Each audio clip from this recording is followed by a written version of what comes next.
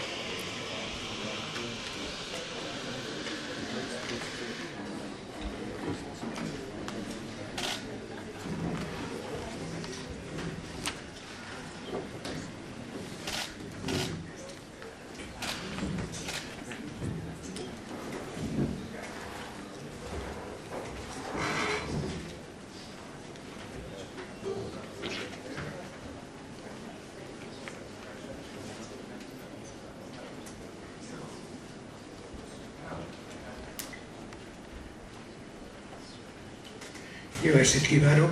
Good evening. Szeretettel It is köszöntöm my Önöket pleasure a to Magyar welcome Helsinki on Bizottság behalf rendezvényen. of the Hungarian Helsinki Committee at this event when we are going to speak about resisting ill democracies in Europe. We are going to focus on this study. This is a very short title in English, which ill democracies, illiberal democracies has something to share. My name is Reti, and we agreed with the participants here that everyone is going to introduce him or herself when he or she takes the floor. And one more technical information, we deliver an internet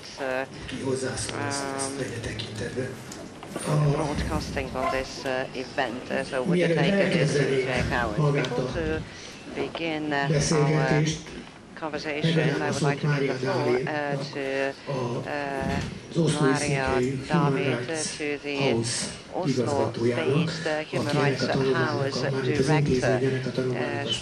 He is sponsoring this event, so may I invite him to say a couple of words about this event. And please, since you are going to take the floor, please tell us why these 4 countries have been selected by you in this study.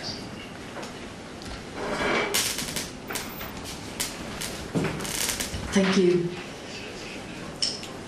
Good evening to everyone. My name is Maria Dala. I am the director of the Human Rights House Foundation. I'm based in Oslo, in Norway. I'm very honored and I'm very excited to be here with you today. Here we are here to launch the case study on ill democracies. As I said, I am from the Human Rights House Foundation, and we have existed since 1989. And we work to support and empower and protect human rights defenders, human rights organizations locally, and unite them in an international network of human rights houses. We work with human rights organizations within the Council of Europe member states. We work with 15 human rights houses in 13 countries in this region. And we have more than 20 years experience working with human rights organizations in countries like Russia, in Belarus, and in Azerbaijan. And when we then saw some developments that made us very concerned in countries in Europe that we did not expect, we went to our colleagues in different countries and we shared that we were worried, and we shared the need to identify, to understand and document the trends that we observed, and also to identify how the civil society responded to the developments in particular countries in Europe. And that is why we have this group of organizations. You asked why these countries. There are quite a few other countries we could have included. That could maybe be a follow-up. But we have a collection of human rights organizations from different countries that we have worked with for quite a while. And most of them are members of the network of human rights houses. So that's the main reasons. And there are countries where we've seen this development of ill democracies coming up. So we wanted to identify the trends, and the best way was then to use the very prominent and well-respected partners in Croatia, in Serbia, in Hungary, in Poland. This study is coordinated by the Human Rights House in Zagreb, and then it is all the participants are then the following NGOs.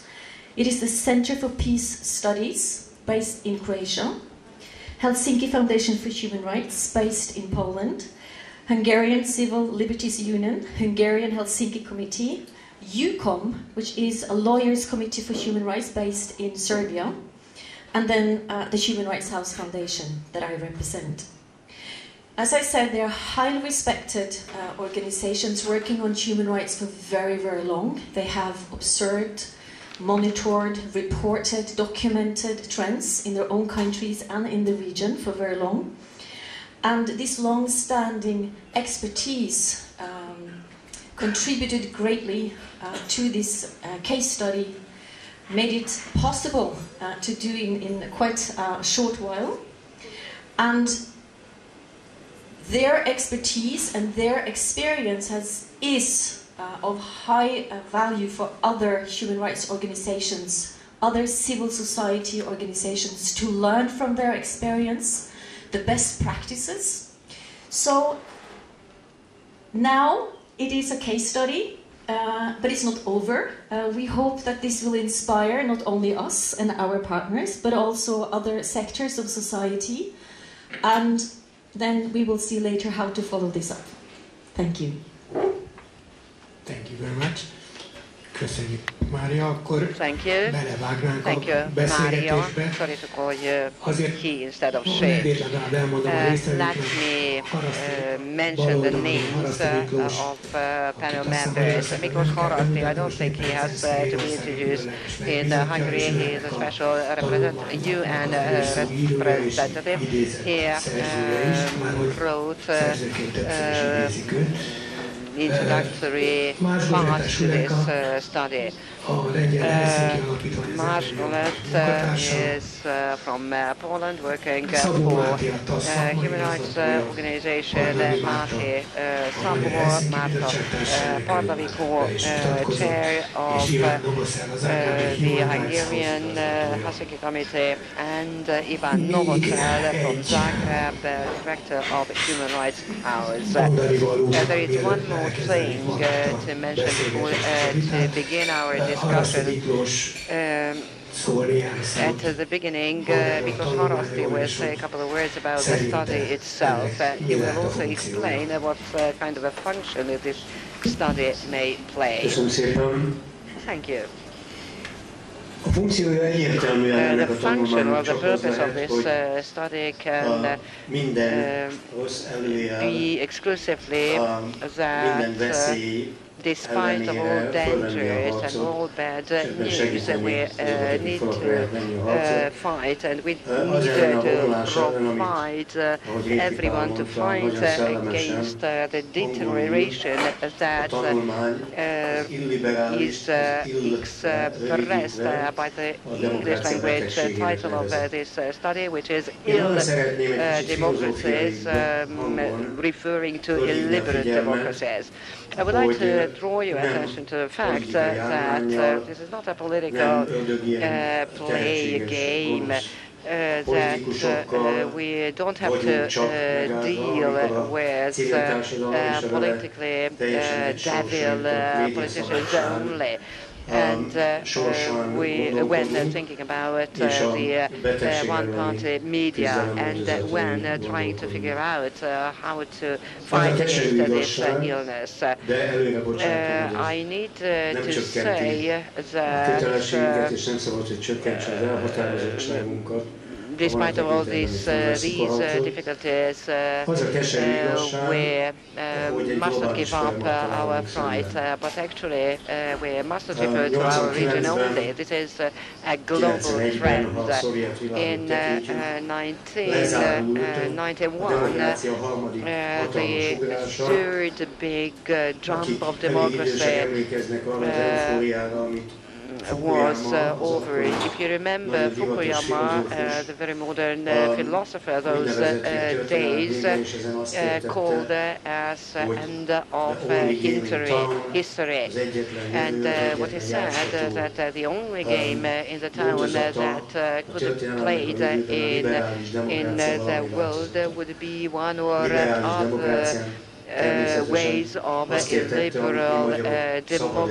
liberal democracies, which should be based on constitution and that should protect against the dictatorship of either majority or minority, which would also provide freedom of speech, freedom of right to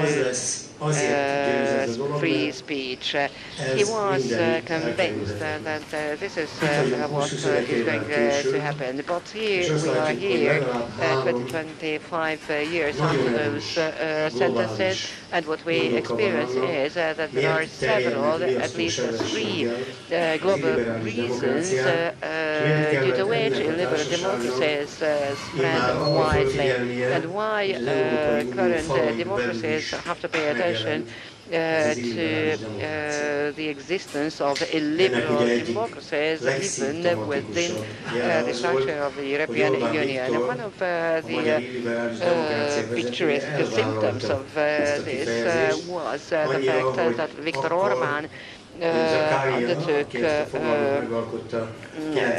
and was referring to this description. Some others would have never believed that illiberal description would have been considered as something that was positive. Despite that Orban was referring to liberal democracy with love and as a positive trend, a positive way of development. So I was referring to three main global reasons for illiberal democracies. First of all, the whole world becomes more and more multi-centralized. There are no disciplinary means, tools, there are no get service that used to exist in the Cold War world. Democratized, even in democratized countries, there are one or another or two parties understanding democracy as if that provides an opportunity to grab anything you can grab. The second reason is that global economy is not with liberal democracies only. The number of those countries that due to globalization gain a very important advantage, competitive advantage. And the third surprise that we have to face is internet. Internet with anti-democratic methods deteriorates, hinders democracy, creates fragmented democracy that hinders unified public opinion. So those are three reasons that help that illiberal democracies would spread. Should we give up? Should we just focus on our sadness. How shall we interpret that freedom is limited? Sometimes not due some kind of an occupation, but it is limited, restricted from inside. And checks and balances are swept away. We must not give up. There is no other chance but to, wherever it is possible, to protect our freedom. And this is why my last thought in relation to this is to describe why we still to have our hope. This is because of we still need to have a hope because the media is there. Illiberal democracies after a certain development is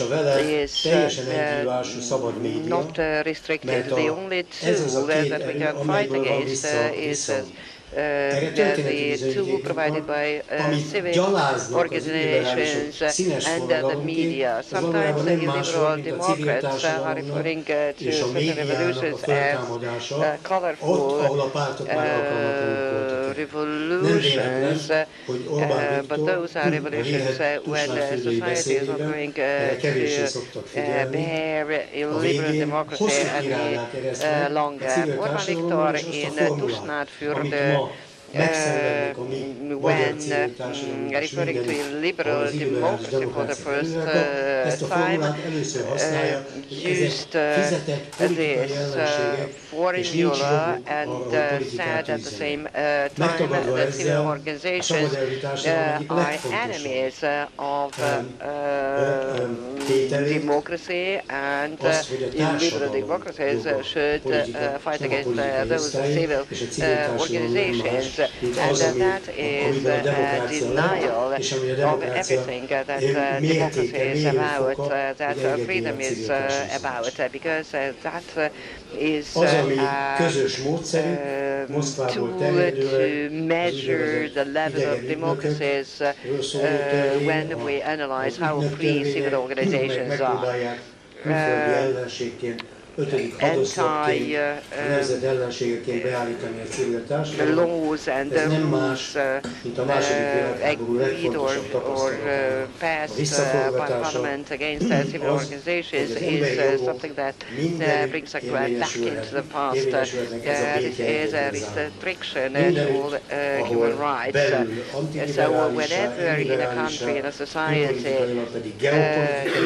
if a country internally is illiberal, and that would lead to a war sooner or later. That is a lesson that we have to learn in the 20th century. So the best to fight against illiberal democracy and protect freedom is the activity of a civil organization. Thank you. Now, may I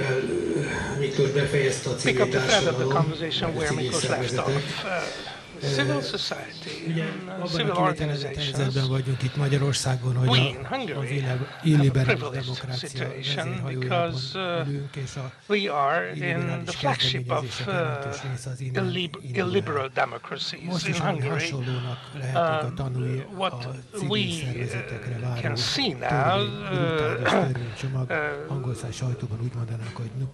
the nuclear option, the proposed law against civil society, civilian organizations in this country, is the proof for that. May I ask Hungarian participants first to outline this proposed act, and then I will give the floor to our foreign guests to make comments, to compare their experiences to ours. May I give the floor to Marta? Thank you.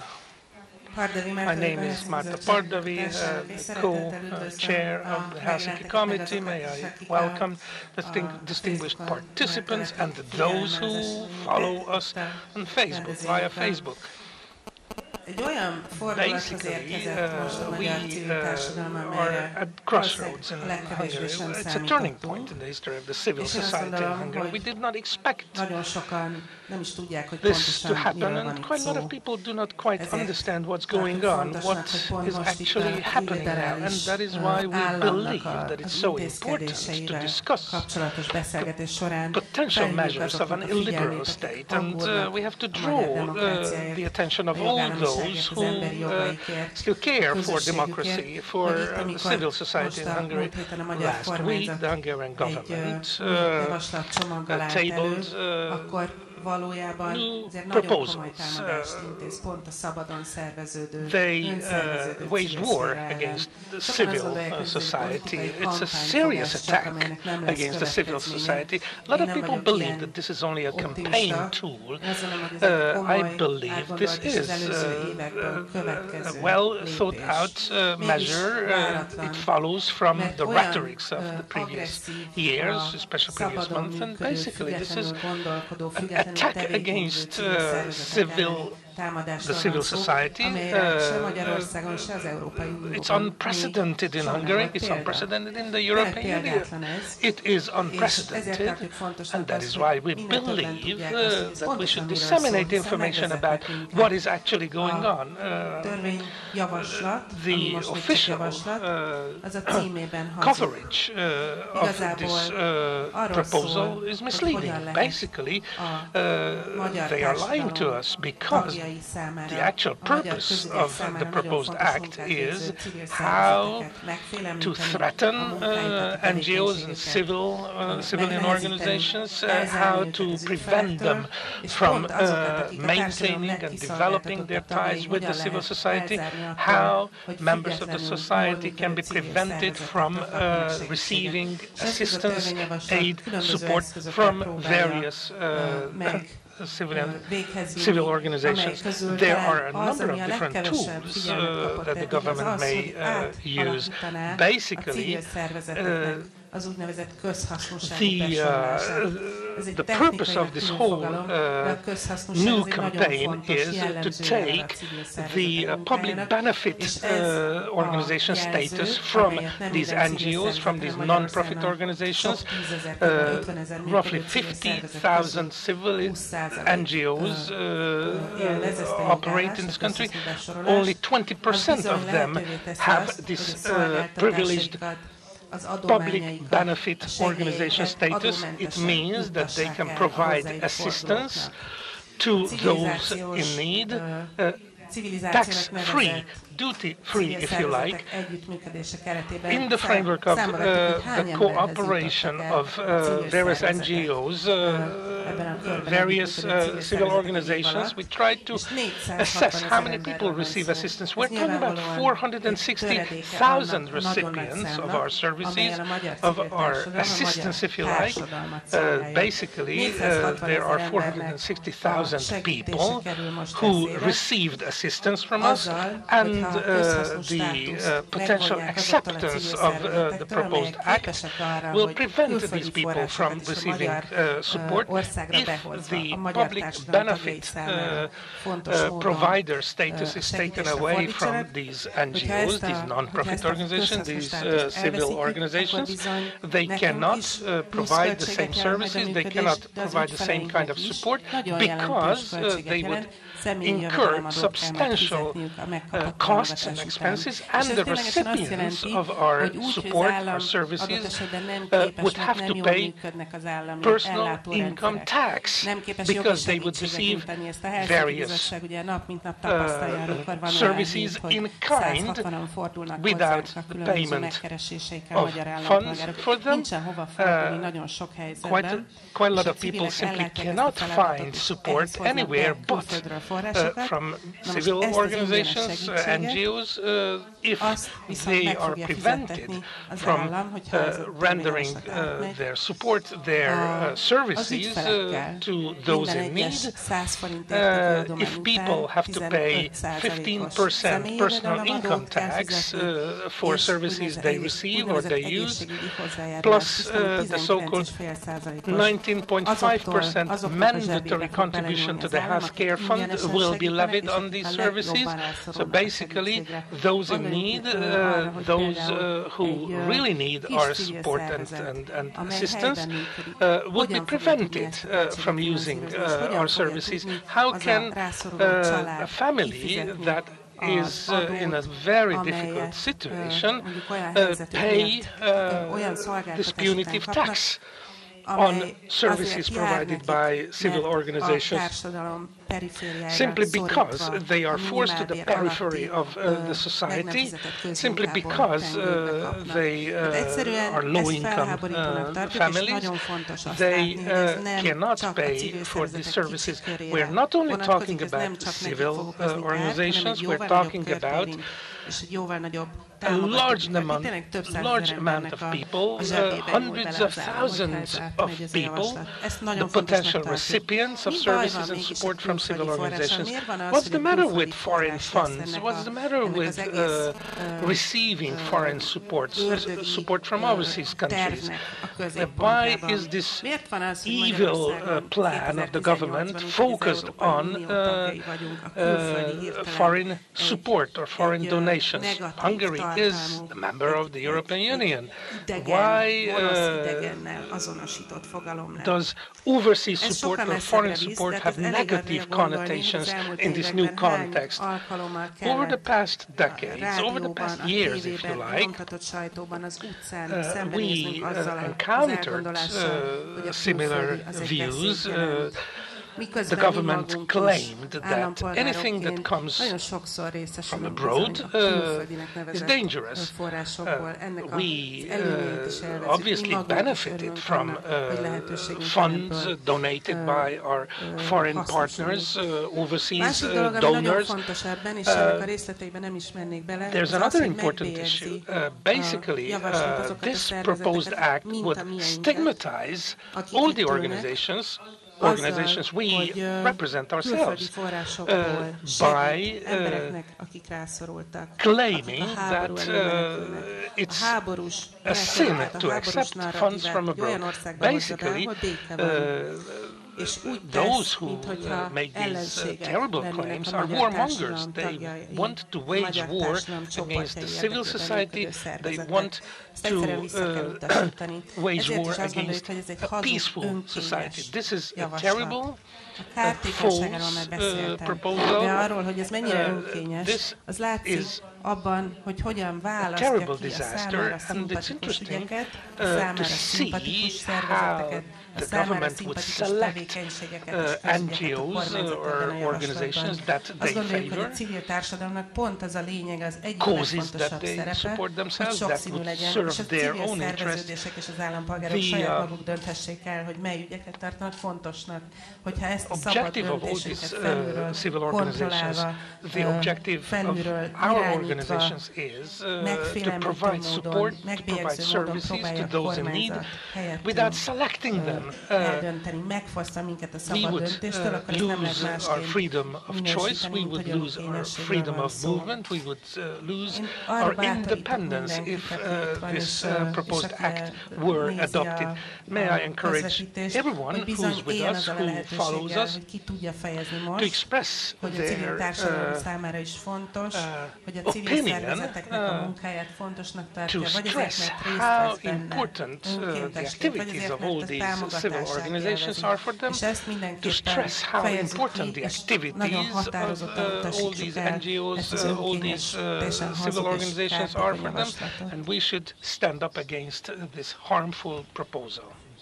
Mate, the floor is yours. May I say a few sentences about the three proposed acts, actually, especially in light of what we have said so far.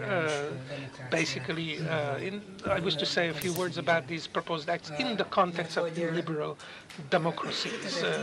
The period between 2010 and 2014, an ill democracy was built in Hungary. it has been consolidated. This ill democracy has been consolidated in this country, and the proposed acts follow directly from the policies, the endeavors of the government over the past years. Roughly a week ago, we received the first news about these proposed laws, but we're not surprised at all that the time for the government has come for the adoption of these laws, because illiberal democracies or ill democracies may be defined as a phenomenon in countries where the government cannot tolerate critical views, critical opinions, where criticism against the government is described as a direct attack or a direct threat against the government, against the state. And over the past few years, we had direct proof. We had first-hand experiences, because it's not only the organizations, but it's also the leaders or the members of these organizations who find themselves in the crosshairs of the government, who are directly attacked or criticized by the government. This is why I am not really surprised by the three proposed acts, and any other country where an ill democracy is being built, you can expect the same things. May I ask Margareta? First, if you introduce your organization shortly, would be good. And then we'd like to listen about some details that Marta was referring to, namely that extremely brutal measures are going to be introduced nearby the borders, and extra taxes will have to be paid by civil organizations working at borders. So I would like to find out whether in Poland you also had to face measures like that. Okay, thank you so much.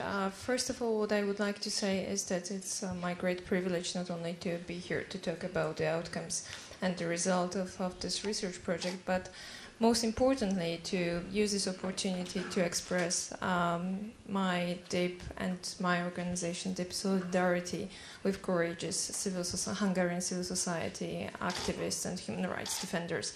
You are not alone in that, and the great source of solidarity comes from Poland to you all here. I work for the Helsinki Foundation for Human Rights, which is one of the biggest and the oldest NGO in Poland working in the field of human rights protection, and was established in 1999. And since the very beginning, my organization has been monitoring the situation when it comes to the protection of rule of law, fundamental rights, but also providing legal assistance to our clients. Also do some advocacy work, both in Poland and also at the international level in the countries of former Soviet bloc. In the last 2 years, I wouldn't say that our work has changed, but certainly the scope and the subject of our work has changed.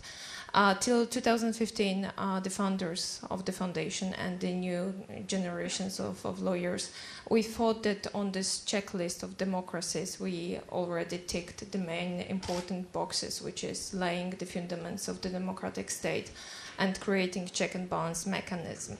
The autumn of 2015, the parliamentary elections and all the events that came afterwards was like a wake-up call for all of us that democracy is not granted, it cannot be taken for granted, and it's not established forever.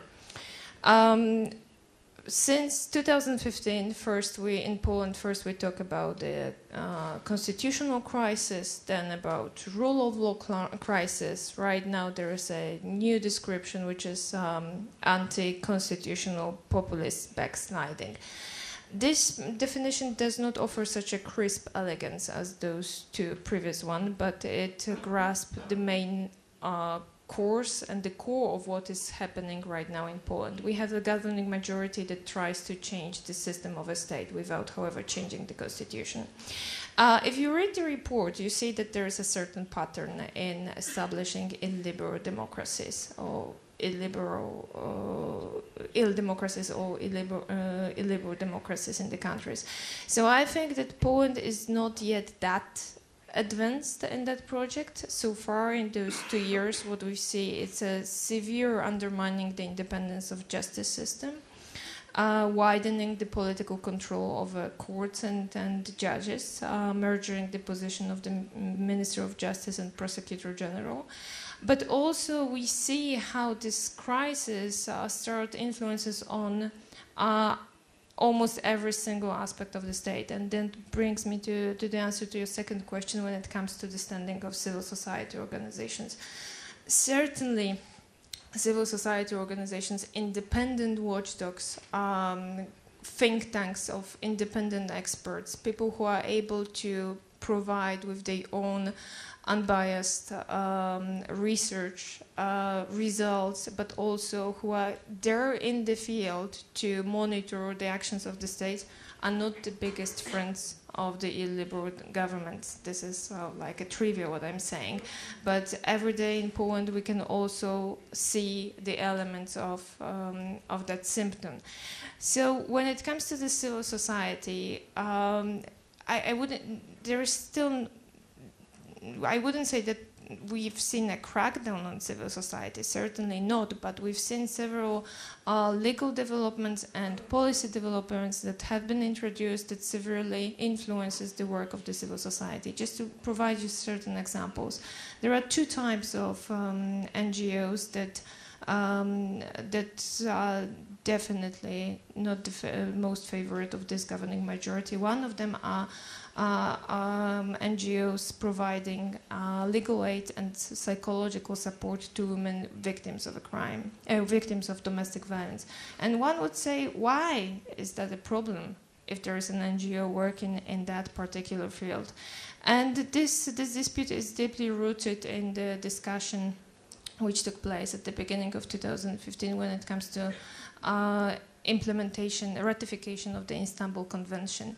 Law and Justice, which is right now the current governing majority, perceived that the international convention as a backdoor to introduce the ideology of gender that poses serious threat to the traditional presumption and traditional conception of family and raising children, and only on that grounds they claimed that this convention should have never been ratified. After they came to the power, all the NGOs, the most prominent NGOs working in that field, were put on a starvation diet and received not a penny from any public funds for support and protection of victims of crimes, including women. The decisions for that the justification of the decisions were extremely interesting, because in one of such a decision, the Minister of Justice stated that Ministry cannot support this organization, one women's rights organization, because the scope of their work is to provide aid only to women, which is a discriminatory towards men. So that it's unacceptable in a democratic society. And the second NGOs that are right now targeted are all the NGOs working in the field of support of migrants and refugees. As you probably know, Poland has refused to accept any quotas, migrants quota from within the EU relocation system. But yet the government used this fact as an opportunity to claim that it is working on a new migration policy. They've been working for 2 years on that, and this is still used as a pretext not to solve any calls for proposals for the public funds for NGOs dealing in that field. So again, these NGOs are put on a starvation diet. Many of them simply had to cut the scope of their work. In both cases of the women's rights organizations and the migration refugees and for asylum seekers NGOs, vast majority of their work is based on a volunteer basis. which is extremely challenging, especially in the case when there are, for example, refugees, victims of torture, and there is no comprehensive psychological aid, or when there are women who decided to leave their home and they cannot seek shelter. These policies have been followed up by, for example, police raids on headquarters of the women's rights organizations in October last year. And also, above it all, there is this change. This is this very worrying, changing narration about NGOs who are, to some extent, already perceived as foreign ageism, but not in a sense that is like legally introduced, like it's in Russia, for example, or in Hungary, I would say, but rather as an actors in the public discussions who are here to represent someone else's interest rather than being a part of this particular Polish society. There is, of course, growing anti-Soros narration, and this is all sustained by the public media who are under complete political control of the government. But this is on the one hand. But on the second hand, what I've been observing in the civil society is also the massive growth of grassroots movements. So there was this Committee of Defense Democracy, which was the first wave of protests, and they organized numerous protests in defense of and protection of the Constitutional Tribunal in 2015 and 2016. Then, in response to this draft legislation to introduce a complete ban on abortion, there was the rise of the black movement, black protest, which was like a massive protest. And last year in summer we saw this, something that is called in English Chain of Light Revolution, and there was just absolutely grassroots movement of people in almost 150 cities across the country, standing with candles in front of the courts in these cities in order to show their protest against the change and the reform of the justice system.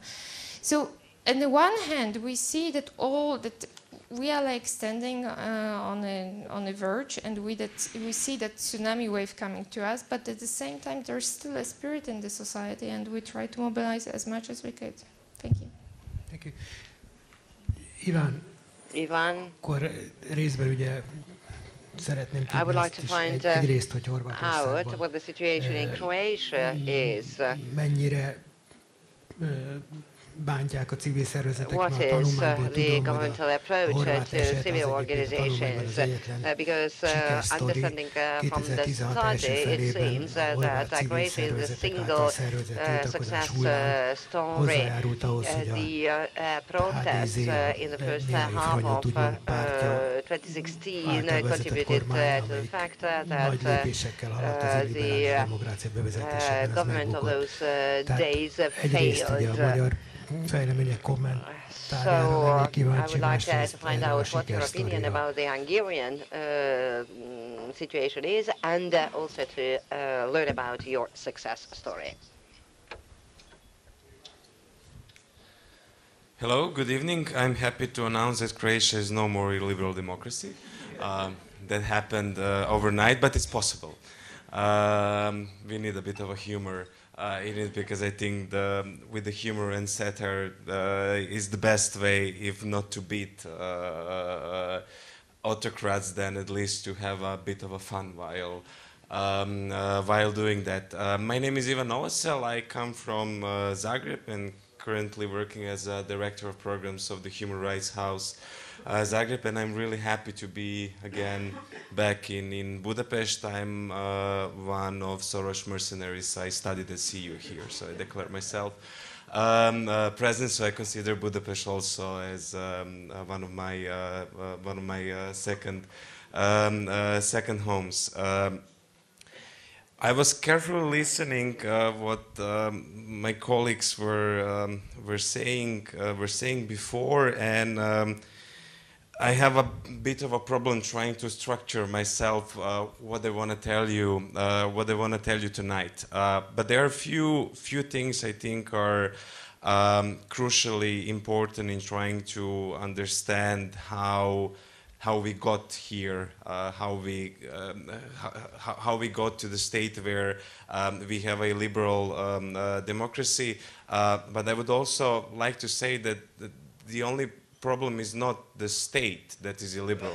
The biggest problem or the root of the problem is that our societies are quite illiberal, because someone voted for these people in power, both in Hungary and Poland, but also in Croatia. And I will try to explain that on Croatian example in the context of accessing to the European Union. So you pretty much know about Croatia. It's your southern neighbor.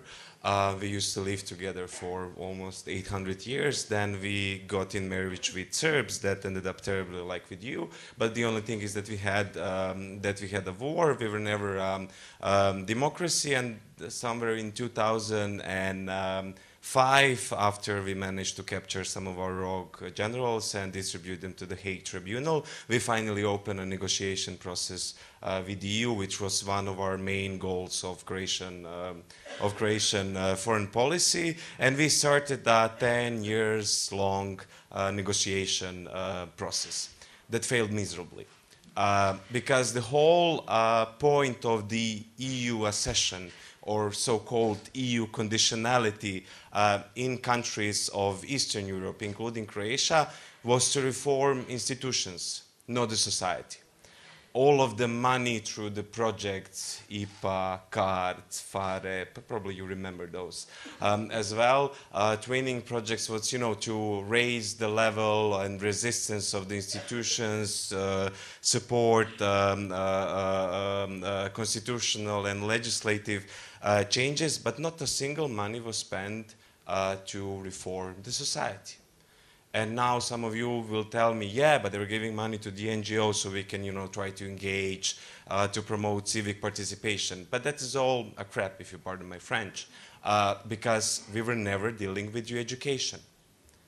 In these 10 years that we were assessing the EU, the new generation of voters, yes, voters, came to public stage. And these voters in Croatia, creme de la creme, one of the researchers stated,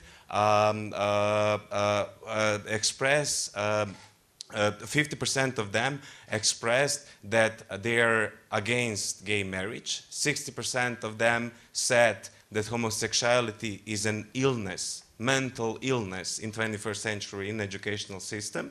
And 70% of them said that they wouldn't want to have a spouse who is a Serb. So this is what happened in these 10 years. And these people voted in the government that we got in late 2015. So the EU failed miserably. It failed in Croatia, it failed Hungary, it failed Poland, and now it's doing even worse thing with Serbia, Macedonia, not to mention Bosnia. Let's build up institutions, that's going to save these countries, but the reality shows once the EU conditionality is gone, these weak institutions cannot survive the attack that is coming from conservative society. That society that still has a lot, that doesn't have democratic values in their fabric, basically crashed these institutions. That's the first contextual thing that has to be mentioned. The second one that I think is crucially important, and we have to mention it here in order to understand why people lost the belief in notion of liberty and democracy as such, is the death of the social state. From 2008 onwards, and in Croatia that lasted until last year, we were in a big recession. People were losing money. People were losing jobs. At that point, social democrat government that we had, in big quotations, didn't manage to deliver social state. People in all their rage went to only ideology that knew would give them at least some kind of a comfort, and that was nationalism. And that leads us to a third contextual circumstance that at least for Croatia worked perfectly, like played the stage for a liberal policy just like that. It's a weird, but again, not that weird amalgam that was created in Croatian society and politics, where you got that good old Serb-hating nationalism from 90s combined with a neoconservative Catholic values that were important in Croatia based on denial of equal marriage or hating gay people, and that was against abortion. So that is what happened. That led us to a government that was elected in 2015 that promised that they are gonna revive the great Croatian nation and a state, that we are gonna be strong and proud as we once were. Just no one knows when that was.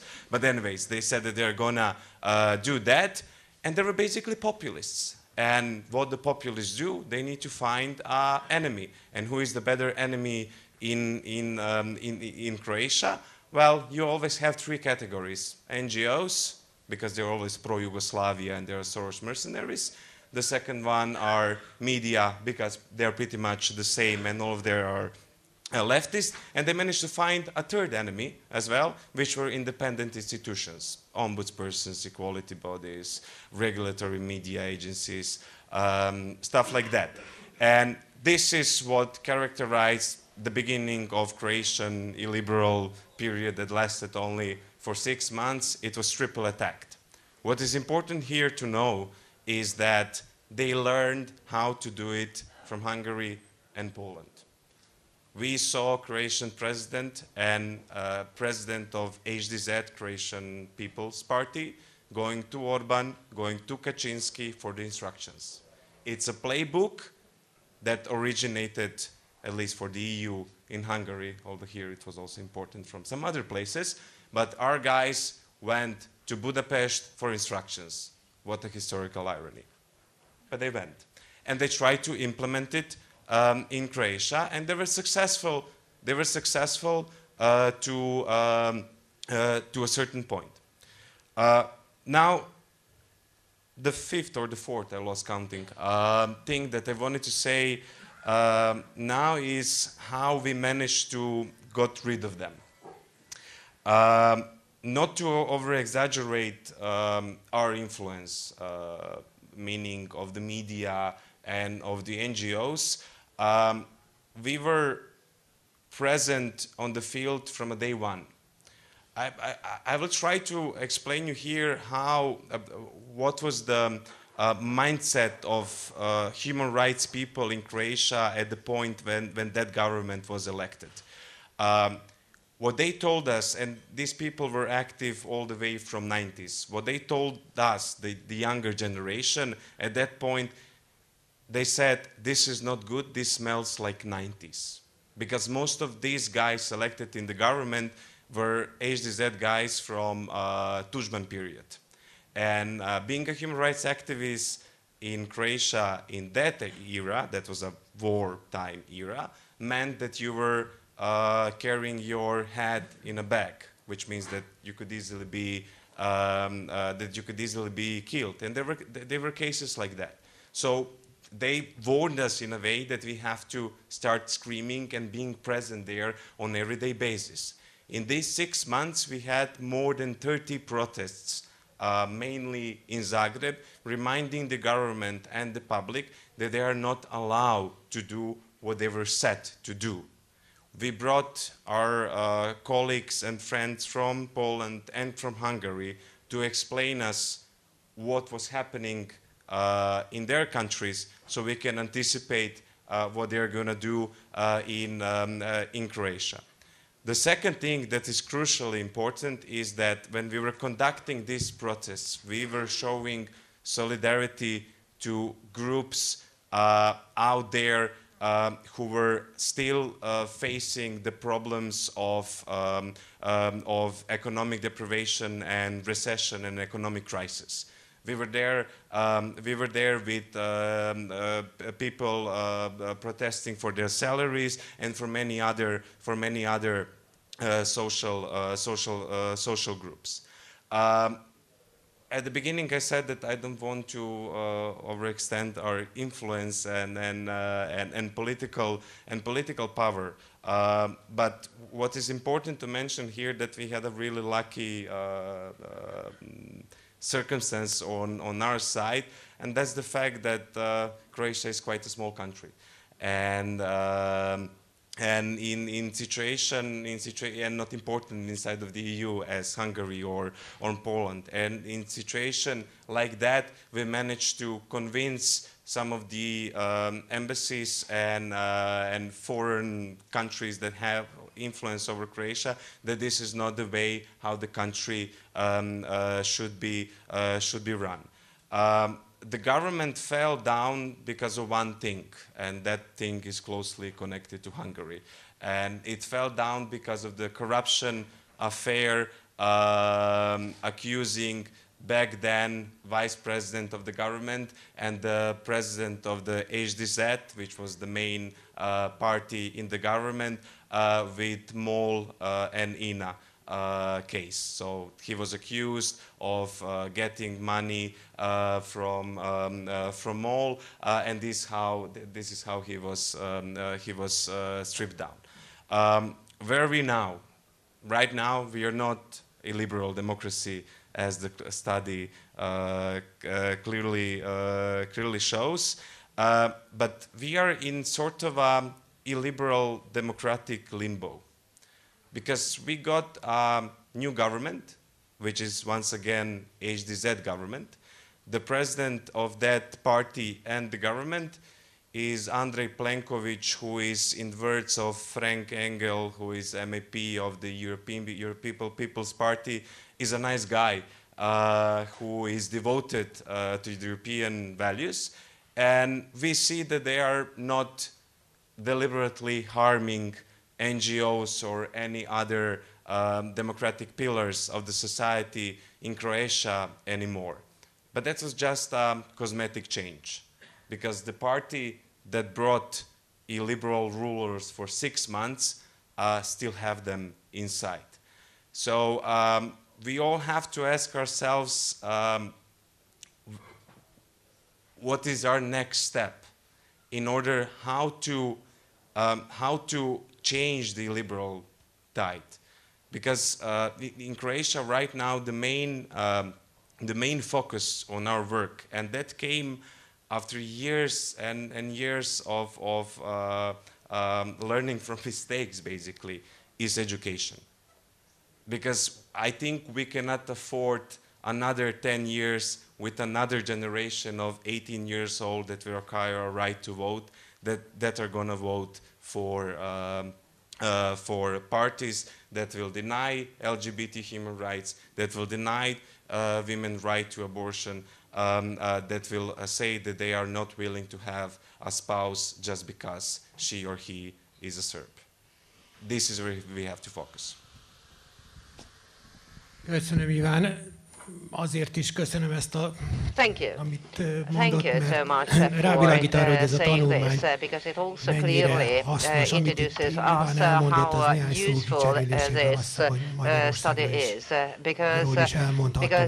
Hát nagyon hasonló szabályszerűt működik az illegális átalakítási országoknak, és nagyon hasonló gyökerei vannak, ez is egy nagy erőd ennek a tanulmánynak, hogy reform liberal democracies into illiberal democracies. Illiberalism is coming not from nowhere. Actually, this region has an enormous status that is illiberal if we're ez lenne, hogy ebben a térségben, ahol ilyen nagy hagyományai vannak az olyan hívó szavaknak, mint a legkülönbözőbb fajta kirekesztő nacionalizmusok, és mindenféle kisebbségellenesség, anti-minority, regardless what minority we are talking about, generating fear in the society. So all this has had successful traditions in this region. So let us see what chances we have to fight against such a system.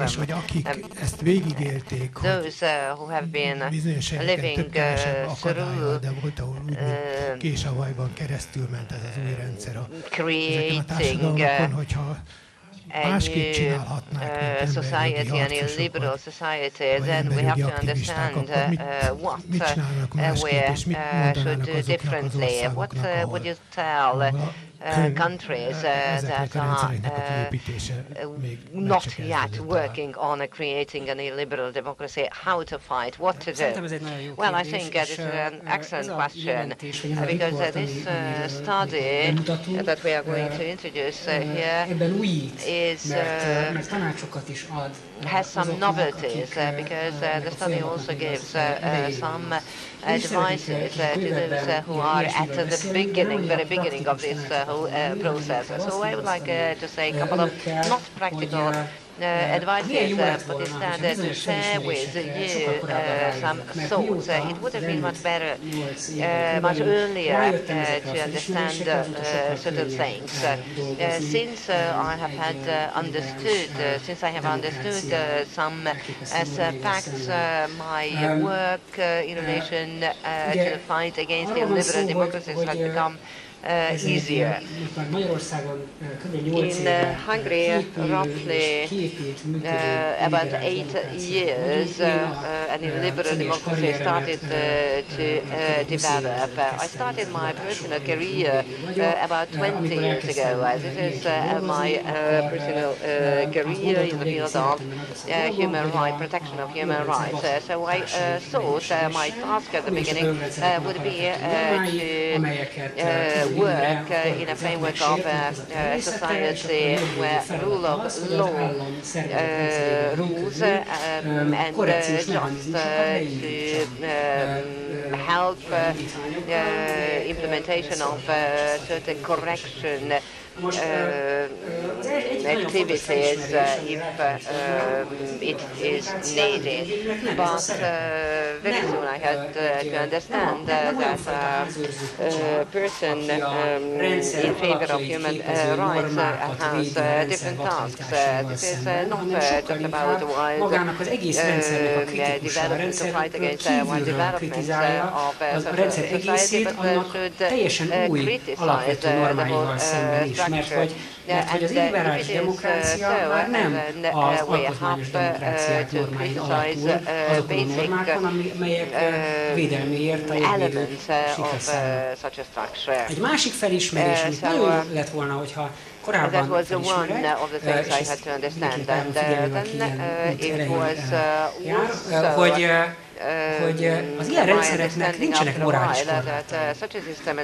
Tehát ami nincs olyan, hogy valami elképzelhetetlen. Az ilyen rendszerek kormányai mindenre képesek. Arra is képesek, amit épésszel nem tudunk felfogni. Az elmúlt 8 éven azzal telt, hogy soha csalódnom kellett az ilyen normákban.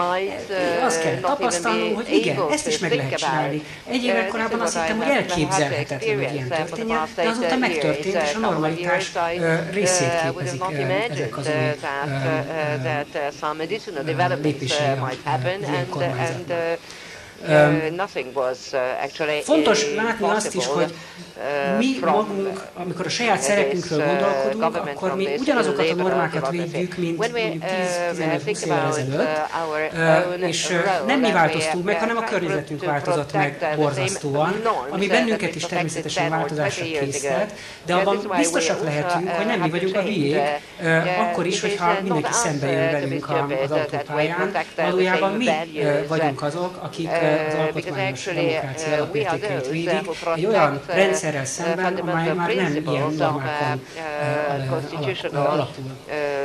Fontos felismerés volt az is, és egy nagyon hasznos felismerés, hogy a tételes jog, tehát az, ami a jogszabályokban le van írva, a törvényekben le van írva, országgyűlés elfogadja, törvényt alkot róla, ezekben lévő szabályok sokszor jogellenesek. Ugye, egy jogász az arra van szocializálva, hogy a jogszabály az jogszerű, tehát arra kell, úgy kell működni, ahogy a jogszabályokban le van írva.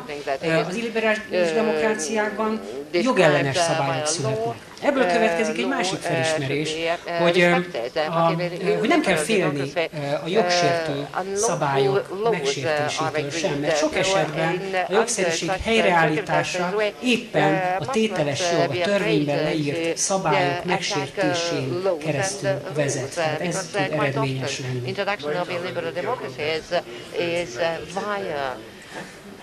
Ezt csináltuk mi egyébként egy évvel ezelőtt, fél évvel ezelőtt, amikor úgy döntöttünk, hogy a tavalyi civil törvényt nem hajtjuk végre. Azért nem hajtjuk végre, mert bíróság elé akarjuk vinni ezt az ügyet, és be akarjuk bizonyítani, hogy ez jogellenes, ki akarjuk írtatni a jogrendszerből. Fontos felismerés az is, hogy a jogvédők számára hagyományos partnerintézmények, amelyek egy működő demokráciában a rendszeren belülről, de mégis állami szervként hivatottak a kormányzat túlkapásait legyesegetni, azok nem biztos, hogy partnerek már. Az elmúlt 8 évünk sorozatos csalódásokat jelentett személyekben és szervezetekben és intézményekben, sőt, az általában alkalmazott normákban is folyton csalódnunk kellett. Csak egy konkrét példát mondjuk, az Alkotmánybíróság nem ugyanaz az Alkotmánybíróság, mint ami volt 10 éve. 10 éve is voltak az Alkotmánybíróságnak rossz döntései, a mostani Alkotmánybíróságnak is vannak jó döntései, de ez a kivétel, a főszabály nem ez, a mostani Alkotmánybíróság nem annyira korlátja a kormányzati hatalomgyakorlását, hanem sokkal inkább elősegítője. Fontos az is, és ez is egy nagyon hasznos felismerés, hogy a éppen aktuális közjogi rendszer, vagy a kialakult rendszer stabilitását védő normák tisztelete az nem feltétlenül érték, ha egy illiberális demokráciában élünk. Egy jogász, én, aki alkotmányjoggal foglalkozom, arra van szocializálva, hogy értéknek tekintse a rendszer stabilitását biztosító normákat. Most már úgy látom, hogy a rendszer stabilitását biztosító normák csak annyiban tekinthetők értéknek, amennyiben azok a polgárok személyes biztonságát is szolgálják. Amennyiben ilyet nem tudunk kimutatni, akkor önmagában a rendszer stabilitását biztosító normák már nem számítanak értéket, ezen kívül nem érdemesek a tiszteletre. És az utolsó dolog, amit mondani szeretnék ezzel kapcsolatban, az, hogy jó lett volna, hogyha már 8 évvel ezelőtt is tudom, hogy egy illiberális demokráciával, egy jogvédőnek, vagy annak, aki a demokrácia érvényre jutatását foglalkozik, másképpen kell számítani a sikereket. Nagyon sok magammal szemben, vagy magunkkal szemben, a társaság a szabadságjogok munkájával és eredményességével szemben kapcsolatos csalódástól mentettem volna meg magam, hogy ezt korábban is tudom. Mert hogy az illiberális demokrácia egy nagyon erős épület, amit mi magunk a saját eszközeinkkel, egyedi ügyeken keresztül lebontani biztosan nem tudunk. Tehát, hogy ez fontos szerepe van ebben a civil társadalomnak és egy civil szervezetnek, azoknak az ügyeknek, amiket ők képviselnek, de lebontani nem tudják. Nem lehet az a mércéje az, ami munkánk sikerességének, hogy lebontjuk-e az illiberális demokráciát, vagy sem. Fontos észrevenni azt, hogy a siker mércéje egy-egy téglakintés és az már egy óriási dolog, hogy sikerül meggyengíteni az épületet azzal, hogy 1, 2, 3, 4, 5, még több téglát kiütünk. Mártiék is kiütnek egy pár téglát, néhány téglát kiütnek nemzetközi intézmények, és akkor egyszerűen ez hosszú távon elvezethet a illiberális demokrácia munkásához, és valahogy egy alkotmányos demokrácia létrejöttéhez. Köszönöm szépen. Margozsata, akkor győzelmi esélyek a történelmi hagyományokkal szemben és a jó tanácsok. I think I'm not very good in providing pieces of advice how to win, and given what has happened in Poland in the last 2 years, and we had like every both of the mass mobilizations, this black protest and this chain of light, forced the governing majority to step back. So the ban on abortion was quashed, and the reform of justice in its form of July 2017 also was vetoed by the president. But looking back, I think it was just a partial success, because again we have the discussion concerning abortion in the parliament. Poland has already one of the most restrictive laws prohibiting access to, limiting access to abortion, and once this draft is adopted, it's going to be even more restrictive. And when it comes to the reform of the justice system, so the president vetoed 2 of 3 highly controversial pieces of legislation, which in slightly different shape were accepted by the end of 2017. So my first piece of advice would be, don't give up. Is that, as Maciej said, certainly there is no line that a liberal government cannot cross. And once you realize then you are slightly prepared for almost every crazy human rights related idea they may come up with. And it's both depressing and liberating, because once you internalize that, once you realize, then you knew that you have to work in a completely different environment than you used to work as a civil rights organization. Not only you are still obliged to provide aid to your clients and to fulfill your duties, but also you have to monitor it even closer and even better, to document it and to create a database of violations, because I believe that the better day will come eventually. And only on the basis of what we try to monitor, write down, collect testimonies, collect pieces of evidence, only on the basis of this we may build even greater and even stronger democracy. So yeah, don't give up. Köszönöm. Iván, azt hiszem, hogy elmondta már, hogy mi a baj, és hogy lehetne rajta segíteni. Egyébként ez nálunk is nagyon tapintható volt, hogy mennyire hitt az ember az intézmények megváltoztatásának az erejében, és azt, hogy az intézmények majd a maguk képére formálják a beleültetett embereket, és aztán rá kellett jönnünk, hogy a fordították az, hogy az emberek képesek maguk képére formálni a demokratikus intézményeket.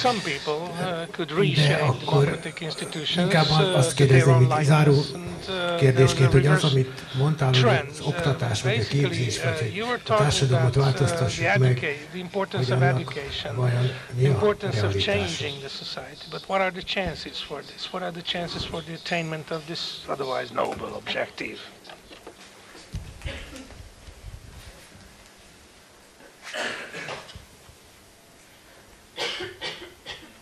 Well, I think we came to a realization that through the state we can do as much as we can, and that we as NGOs, as human rights NGOs, have to find a way and resources to try to work with people on the ground, with young people on the ground, and try to tell them why human rights are important.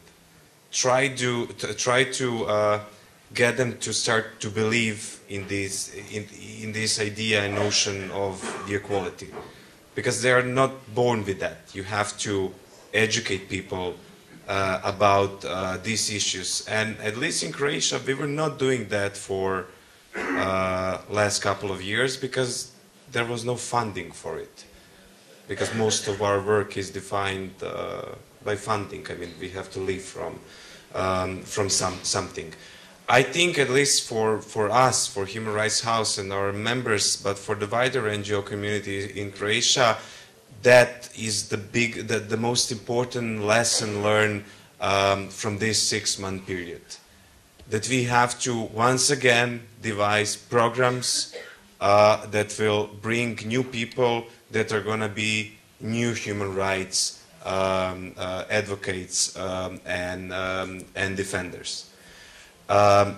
Second thing, I think it's crucial, and it's also related kind of to us, is that it's our responsibility to make human rights political again. Values like liberty, freedom, and other things are in the fabric of humans as zone politikons, as political beings. But because of this whole system, we kind of made them technocratic. I apologize for that, but we made human rights the only responsibility of lawyers, which is great. They're good at defending it. But now we really need human rights advocates. We need those people from the society, politicians, priests, academics, you name it, who will go out there and explain back to the people why all of these things are important. Because I firmly believe that the best way to preserve liberty that we have right now is to further expand it. So we have to fight this struggle with more human rights. That's the only way. And one last thing that I wanted to say, and I'm going to stop here, I have a tendency to talk long, is I want to underline it once again. Solidarity and cooperation. Solidarity between different groups, solidarity with groups that are not placed in the capital, that are far away in God-forsaken parts of our countries, and we all know we have these parts like that. We have to think about them. My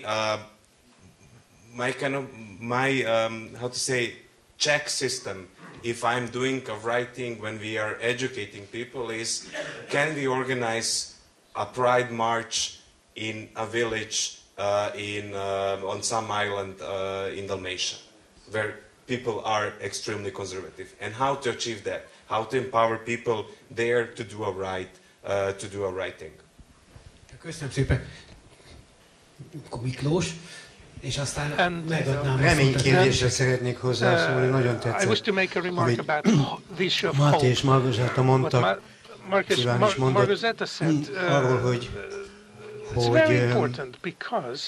másképp kell fölfogni az emberi jogi munkát, de abban a tekintetben is tetszett, mármint az illiberális rendszerben, abban a tekintetben is tetszett, hogy a történelem számára lehet és kell dolgozni. Én, Pali, nem értek egyet azzal a pessimizmussal, hogy a társadalommal szemben megy az emberi jogi munka, és hogy az emberek valahogy talán történelmi, szociológiai, vagy egyszerűen csak a földrajzi fekvés miatt erre a dologra nem vevők. Itt egy fázissal, ha már globalizációról beszélünk, 3 fázisról van szó, és ezt a kiváló magyar történés Szűcs, és aztán számtalan közép-európai számtalanszor megállapítottak. Van egy nyugati társadalom, amelyben, ha bár természetesen történnek emberi jogsértések, de a társadalom éretté vált a maga 250, a demokrácia 250, 300 éve alatt arra, hogy ezeket a kríziseket visszamerje, és mindegyik keresztül ment azon a krízisen, amelyiken mi most megyünk keresztül, hogy a szabadságot belülről demokratikus eszközökkel is el lehet veszíteni. És megvívták ezt a harcot, természetesen nem küzdötték le egyszer is mindenkor az emberi jogsértéseket, de a történelmi emlékezetben, a történelmi génekben, ahogy tetszik, beköltözött az a tudat, hogy ezt le lehet küzdeni. Ez nem végzetes. Ezen a krízisen megyünk most keresztül, hogyha egy történelmi bizakodással a liberális demokráciába, az emberi jogokra alapozó demokráciába vetett bizalommal csináljuk ezt, akkor fölismerjük a segítséget is, amit a történelem hoz. Most mondok egy Iván Jászlalának megfelelően nagyon politikus dolgot. Kezünkre dolgozik az, hogy az illiberális rendszerek elkerülhetetlenül korruptak. Bill Clinton híres definíciója Orbán Viktorról nem volt olyan bonyolult, mint amit itt ebben a füzetben mi adunk. Azt mondta, hogy ezek a fiszkók örökké hatalomba akarnak maradni, és ne akarják többé a zsebükbe. Ennyi volt az ő definíció. És az az igazság, hogy ez a csalódás megérkezik, és azzal megérkezik az indignáció is, hogy bocsánat, hazudtak, és manipulálták a fejünket, és megérkezik az a tudat, hogy ez így nem mehet tovább. Örökké megjavítja, nem. A színes forradalmak visszapluralizálják a társadalmat, és a harc tovább folyik, de bennük marad a társadalmakban az a felismerés, hogy immár nem külföldi hatalom, hanem egy belülről jövő saját demokráciánkban levő métej ellen küzdünk, tudunk küzdeni, és felveszünk a hatalmat. És aztán vannak ugye olyan társadalmak, amelyekkel még nagyobb pessimizmussal lehetne foglalkozni. A poszt-szovjet közép-ázsiai társadalmak, amiket most 20 éve tanulmányozom, és hát sajnos, hogyha pessimista akarnék lenni, látom, hogy mi következik.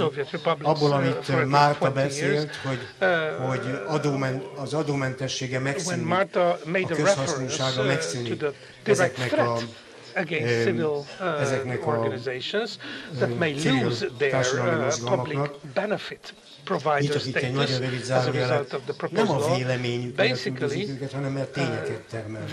Ez is nagyon tényeket termelnek, lelepleznek, nem a eltérő véleményt.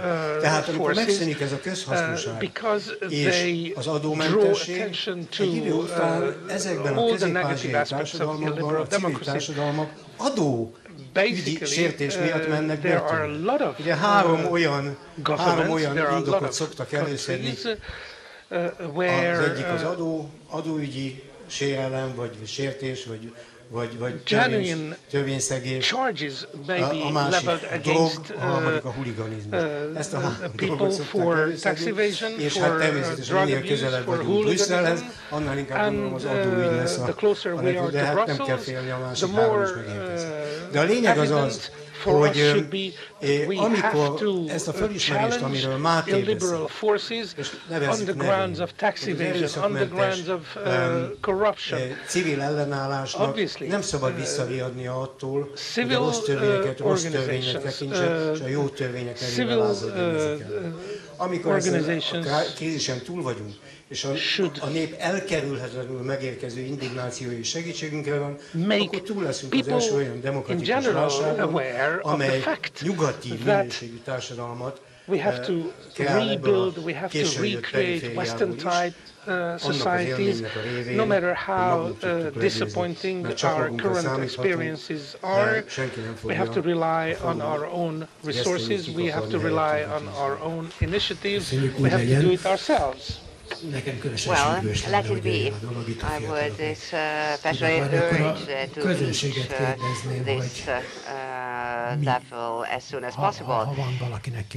I wonder if the audience has a question to what has been said and to illiberal democracies. Jó napot! Good afternoon.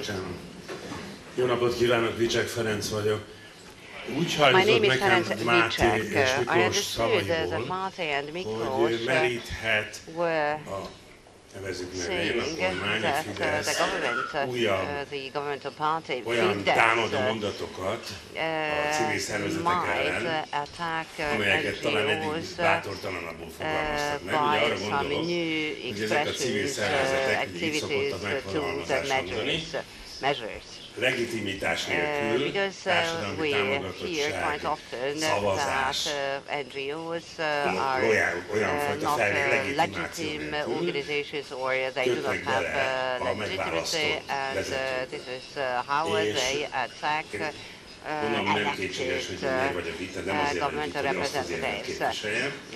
De hogy most onnantól kezdve nyugodtan hivatkozhatnak arra, hogy de hát hiszen Szabó Máté, meg a többiek is nem ennyire évesen megfogalmazták, hogy nekünk nem kell felhatalmazás a rendszer megdöntésére való törekvés. Tehát, hogy itt egy politikai cselekvés bemegy át az, ami eddig csak destroy the current social legitim structure, és jogállami rendszer keretei közötti esetleges hibák javítására való elkötelezettség volt eredendően. Nem biztos, hogy jól fogalmaztam meg, csak segítséget várok, hogy egyáltalán érthető-e az, amit felvetek. Tehát, egy új szerepvállalást hirdetnek meg. Present my problems clearly. So maybe, let's say, that NGOs, maybe the Transparency International, declared some kind of a fight for achieving a new social structure. But in this case, they might be attacked by the government, that they are against the current society. Is there a dilemma like ez nem a hagyományos szerep, ugye erről beszéltem az elején, valóban. De az fontos látni, hogy politikai cselekvést a mi esetünkben miért nem kell, hogy megalapozzon egy társadalmi támogatottságot, mert mi alapvető szabadságjogainkkal élünk. Mi civil szervezetek ugyanúgy, mint magánemberek. Tehát olyan emberek közössége, akik úgy döntöttek, hogy valamit tesznek annak érdekében, hogy ez egy jobb hely legyen, jobb legyen élni, emberek jogait védjék meg, és ehhez felhasználjuk azokat az eszközöket, amelyeket a szűkebb és tágabb környezetünkben lévő normák biztosítanak nekünk, mondjuk még a illiberális demokrácia által meghagyott jogérvényesítési lehetőségeket is, és ezeken keresztül igyekszünk ezeket a bizonyos téglákat ebből az épületből kiütni. Tehát ez fontos látni, és ez az nagy hazugság emögött a gondolat mögött, ami a kérdésben nyilván némi távolságtartással, de megfogalmazott volt, amit hallhattunk. Az a nagy hazugság, hogy nem lehet véleménye annak, akinek nincs társadalmi támogatottsága. Az alapvető jogok védelme pont arról szól, hogy a bármilyen szempontból kisebbségben lévő vélemény, álláspont, meggyőződés is védelmet élvez, és helye van a társadalomban. Pont az legitimálja a többségi hatalomgyakorlást. Azt, hogy mindennapi ügyek többségi alapon dőlnek el, a többség akarata érvényesül, hogy a kisebbségbe szoruló vélemények is ugyanolyan lehetősége van megjelenni, és akár többségre jutni, tehát meggyőzni a többséget arról, hogy ők gondolják rosszul, és a kisebbség válhat így többségi vélemény. Ez a demokráciának egy ilyen alapvető normája, ami sérül, hogyha kiszorítják ezeket a véleményeket, tényállítókat, kiszorítják a demokratikus diskurzusból. És hát ez ellen lépünk fel, és nem hagyjuk magunkat olyan értelemben, azt mondjuk, hogy nem, nekünk ugyanolyan lehetőségünk van, és még ha jókat megmondják, akkor is el fogjuk mondani a véleményünket, annak érdekében, hogy változzon a közgondolkodás, és végső soron közgondolkodás. Soha minden többen meggyőzésével változom maga a rendszer. Kérdés van még, amíg gondolkodnak a következő kérdésen, a Margazsát hát megkérdezném, hogy ugye, amit most Máté elmondott, arra rövid válasza van a magyar kormányzati tényezőknek, a törvény mindenkire kötelező. Ezen az alapon bármikor bárkire le tudnak csapni, a tegnap előtt meghozott, vagy holnap meghozandó törvényben, ugye azt is szoktuk hallani, olyan törvényre hivatkoznak, hogy még meg se hoztak. Hogy ez a fajta retorika, ez létezik Lengyelországban is, tehát így rövidre zárna dolgokat, és ilyen elvágólagos, kirekesztő hadmozdulatokkal lényegében szóval se hagyni jutni az érveket. Hát amit itt Máté elmondott, az mondjuk ötször olyan hosszú szöveg, mint amilyen válaszolnak rá. Thank you for the question. Actually, it's very important because I think it reaches the very core of the dispute we are still having in Poland. The democratic state is based on two very basic principles. The one is the separation of powers, and the second one is that those separations and that those powers should be equal and remain in a mechanism of constant check and balances. So, but what we see, and this is what I said at the beginning, is this populistic wave raising in Poland, claiming that the pure fact of winning the majority in an election gives the executive power and the legislative power like a superposition over the judicial power, judiciary, and in extent, this is the representation, the embedment of the will of the nation in that sense. So I think that what we are seeing right now, what we are observing, is that the absolutely misunderstanding of that very, very principle will in that sense. And there is no doubt and there is no mistake in the fact that if you try to implement a liberal mechanism or a liberal regime of a state, first thing you do, you go after independent institutions, as even said in Croatia or what happened in Hungary. There is no coincidence, in fact, that the Constitutional Tribunal in Poland, who is the institution responsible of verifying the pieces of legislation adopted by the parliament, was the first attacked. So right now, what we have is that the process of check and balance, the mechanism of check and balance, has been severely attacked and undermined. I'm not saying that it's not working. It does work in common courts, for example. But that explains why this governing majority right now goes after common courts in that regard, in that sense. So we haven't yet reached the stage in which there is no other mechanism of controlling and verifying the compliance of the pieces of legislation with the Constitution. So we still don't have to answer the questions concerning civil disobedience, whether to follow the law or not.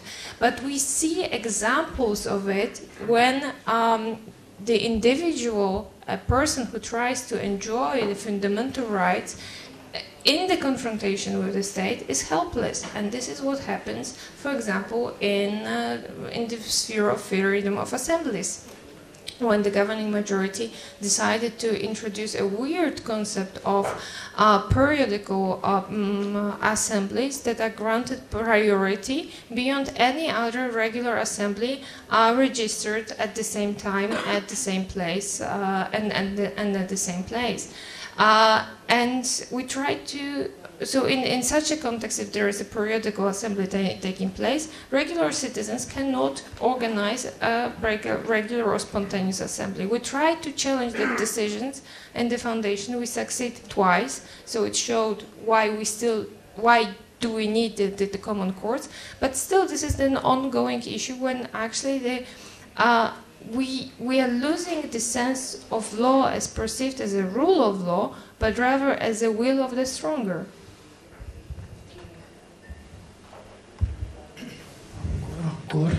And then, any other questions? Remarks? And